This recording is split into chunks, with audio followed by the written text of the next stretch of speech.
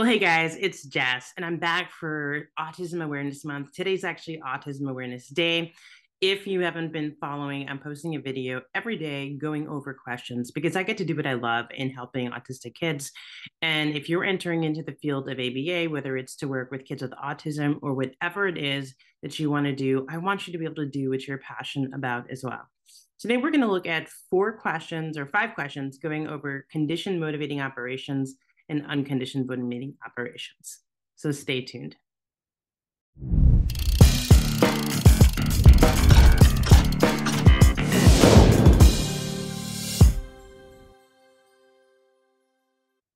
Okay, welcome back. So let's go over what all of these types of MOs are. That's going to be crucial, obviously, in understanding this. So you have a transitive MO. A transitive MO, think about a transitive MO like a tool.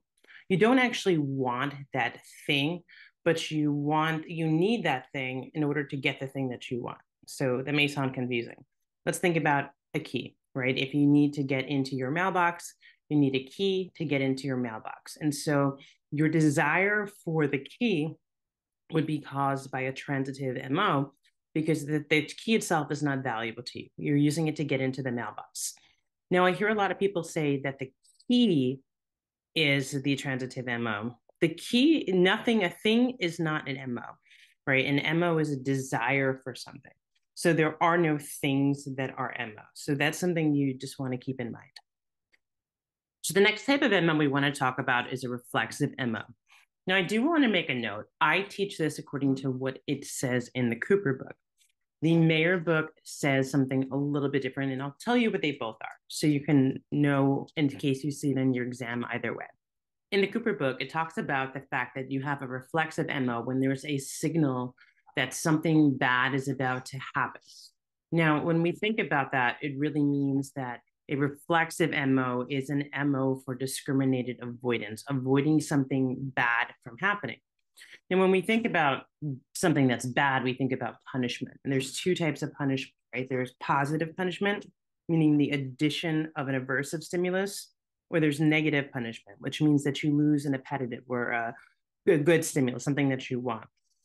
And so you can avoid either one of those things. So you're going to see examples I give where you're either avoiding losing something bad, or avoiding losing something good, or you're avoiding something bad from happening. And you'll see that in the examples. Now, a surrogate MO is going to be an MO that is caused by pairing. So something gets paired. Maybe it is that every night you have a glass of wine.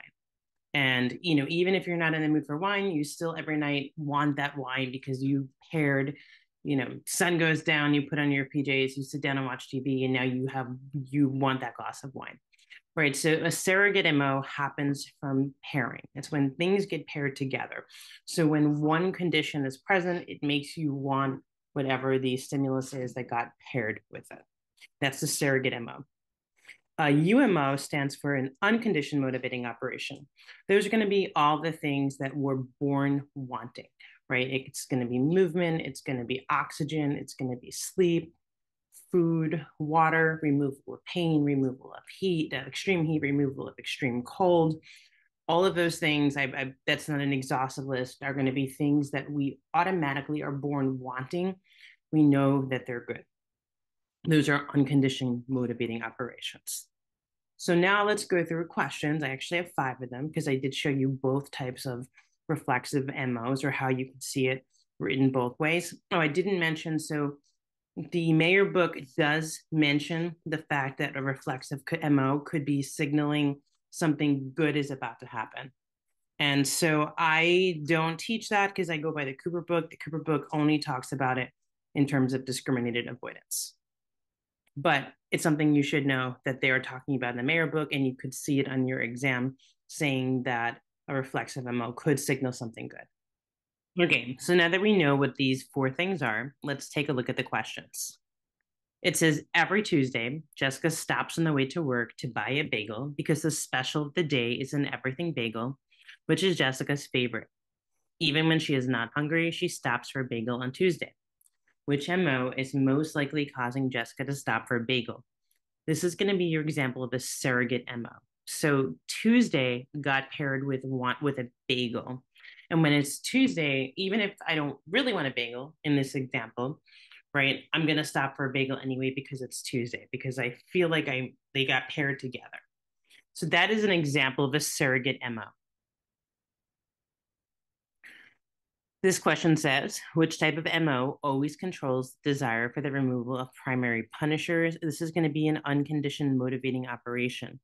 A primary punisher is the same thing as an unlearned punisher, right? Or an unconditioned punisher. So the removal of something like, for example, pain, right? It's always going to be controlled by an unconditioned motivating operation, meaning you don't need to learn and it's good in your lifetime. You're just born knowing that, right? If a baby touches a hot stove, they're going to pull their hand away right away, right? That's an unconditioned motivating operation.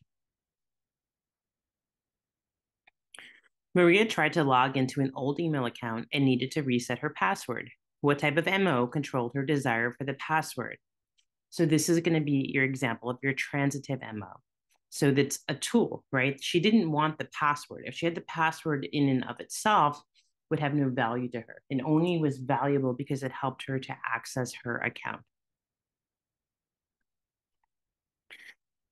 This one says, whenever a sales team supervisor is at the office during lunchtime, he pays for lunch.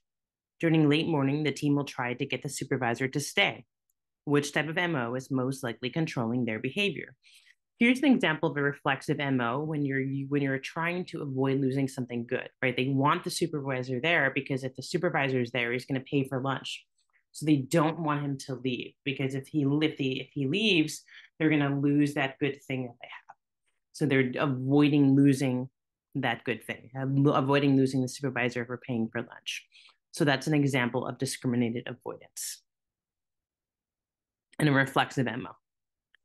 This one says, while walking lucky, Jessica saw a dust storm approaching. She quickly ran to the house.